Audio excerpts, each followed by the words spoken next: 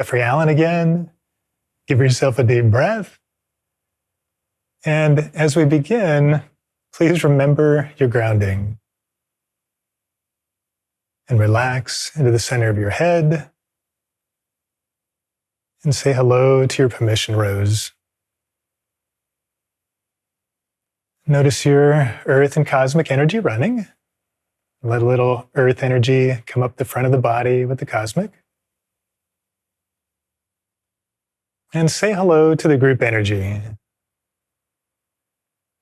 Send smiles and hellos to your fellow students. And feel the group energy and intention supporting you. And remember that larger circle of bright spirits who are supporting us and helping us on our journey. Your personal spirit guides, your higher selves, the angelic realm, ascended masters, and more. And feel them around you right now, offering additional wisdom and guidance. Never pushy, but always available to you. Just feel how much they admire and appreciate you. And feel grateful for their presence too. And know that you are not alone.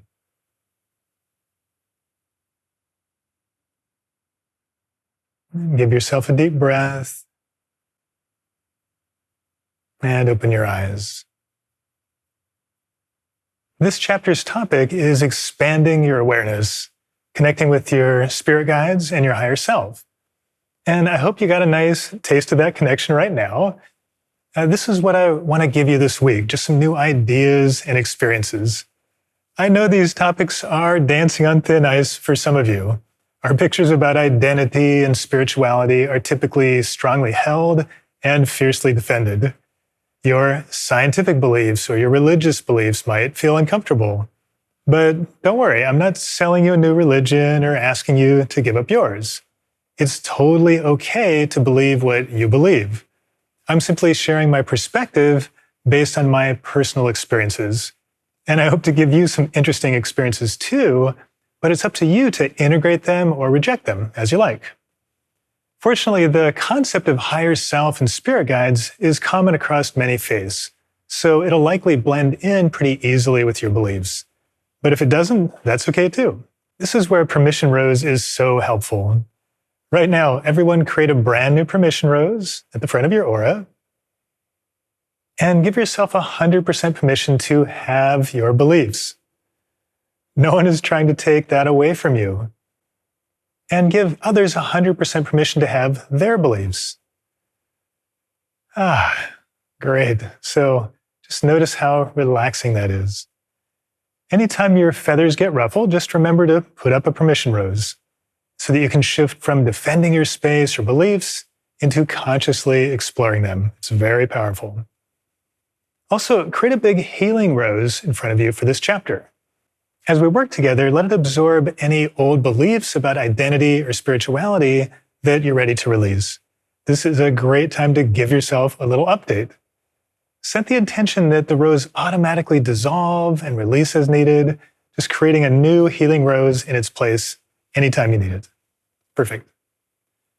The duality training has been about expanding your perspective beyond the physical world and into the energy world. And along the way, we've learned that physical-only focus can be limiting. You're only using half of your abilities and presence to perceive and interact with the world. You'll still make progress, but it's slower and the journey isn't as fun.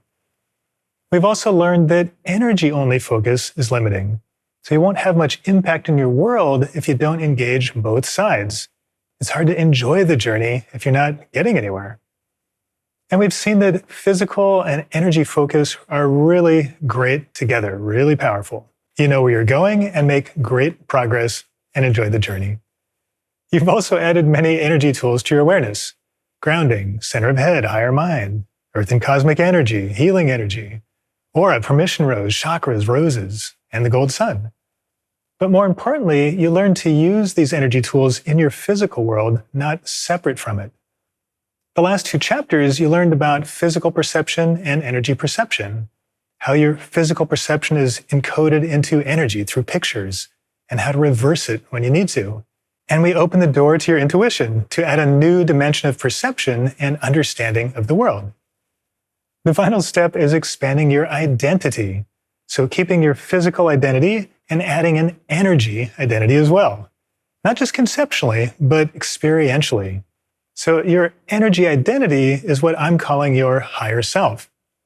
And this identity gives you a higher perspective and the ability to connect directly with your energy support staff, which is your spirit guides. Your physical identity is this life's body personality. Your higher self is your multi-life spirit personality.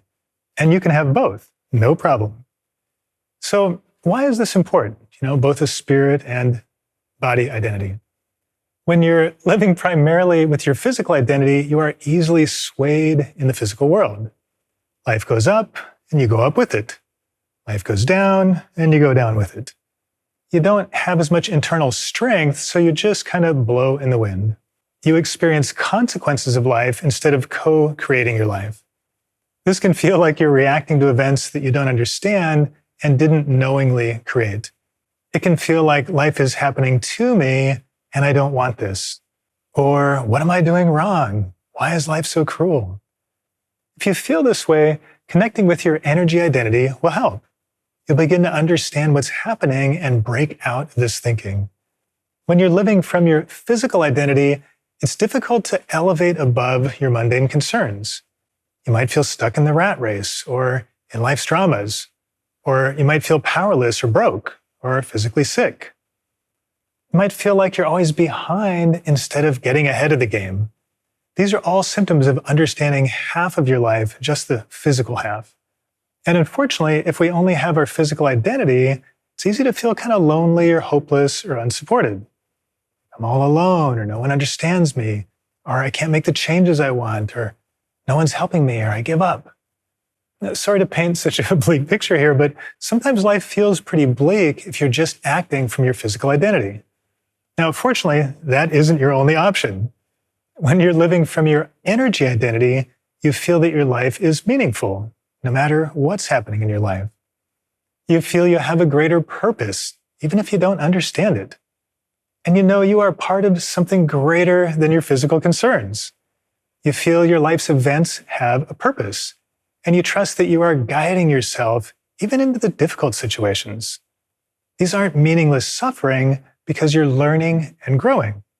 So life goes up, and you're grateful for the joyful experience. And life goes down, and you're grateful to be learning and growing. When you're living from your energy identity, you feel empowered, not just a victim of circumstance. The things you want are actually starting to happen in your life. You know you are co-creating your life. And because you're engaging your knowingness, that understanding beyond your intellect and beyond your pictures and beliefs, life's noise and drama fades away, and a beautiful flow emerges. At its best, this almost feels magical. You ask for something and it happens, because you're asking for things which are aligned with the bigger picture. Also, when you're living from your energy identity, you have a huge support staff. You get a glimpse of this in the group connection today and before, but honestly, it's hard to imagine how much support you have energetically until you start working with them consciously.